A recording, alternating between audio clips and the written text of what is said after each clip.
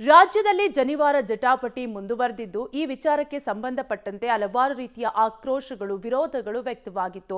CET ಪರೀಕ್ಷೆ ವೇಳೆ ವಿದ್ಯಾರ್ಥಿಗಳ ಜನಿವಾರಕ್ಕೆ ಕತ್ತರಿ ಹಾಗೂ ತೆಗೆಸಿದ ಪ್ರಕರಣ ಮಾಸುವ ಮುನ್ನವೇ ಮತ್ತೊಂದು ಅದೇ ರೀತಿಯಾದಂತಹ ಪ್ರಕರಣ ಬೆಳಕಿಗೆ ಬಂದಿದೆ. ಕಲಬುರಗಿಯಲ್ಲಿ ನೀಟ್ ಪರೀಕ್ಷೆ ವೇಳೆ ಶ್ರೀಪಾದ್ ಪಾಟೀಲ್ ಎಂಬಾತ ವಿದ್ಯಾರ್ಥಿಯ ಜನಿವಾರವನ್ನ ಸಿಬ್ಬಂದಿ ತೆಗೆಸಿದ್ದಾರೆ. ವಿದ್ಯಾರ್ಥಿ ಜನಿವಾರ ತೆಗೆದೆ ಪರೀಕ್ಷೆ ಬರೆದಿದ್ದಾನೆ. ಜನಿವಾರ ತೆಗೆಸಿದ್ದಕ್ಕೆ ಕೆರಳಿದ ಬ್ರಾಹ್ಮಣ ಸಮುದಾಯ ಪರೀಕ್ಷಾ ಕೊಠಡಿ ನುಗ್ಗಲು ಯತ್ನಿಸಿದ್ದಾರೆ. ಜನಿವಾರ ತೆಗೆಸಿದ ಅಧಿಕಾರಿಯನ್ನ ತಮ್ಮ ವಶಕ್ಕೆ ನೀಡಬೇಕೆಂದು ಆಗ್ರಹಿಸಿದ್ದಾರೆ. ಪರೀಕ್ಷಾ ಕೇಂದ್ರ ಮುಂಭಾಗ ಟೈರ್ಗೆ ಬೆಂಕಿ ಹಚ್ಚಿ ಪ್ರತಿಭಟಿಸಿದ್ದಾರೆ. ಇನ್ನು ಪರೀಕ್ಷಾ ಕೊಠಡಿಯಿಂದ ಟಿ ಶರ್ಟ್ ತೆಗೆದು ಪಂಚೆಯಲ್ಲೇ ವಿದ್ಯಾರ್ಥಿ ಹೊರಬಂದಿದ್ದಾನೆ. ಬಳಿಕ ಅಲ್ಲೇ ಶಾಸ್ತ್ರೋಕ್ತವಾಗಿ ಜನಿವಾರ ಮರುಧಾರಣೆ ಮಾಡಲಾಗಿದೆ.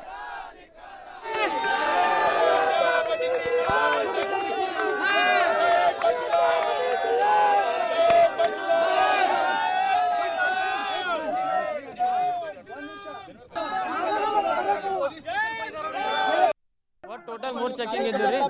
ಎರಡನೇ ಚೆಕಿಂಗ್ ಮೇಲೆ ಹೋದ್ರಿ. ಮೈದಾಗಿಂದ ಇದ್ದಿದ್ದೆಲ್ಲ ದಾರಗಳು ಎಲ್ಲ ತೆಗೀರಪ್ಪ ಅಂದ್ರಿ.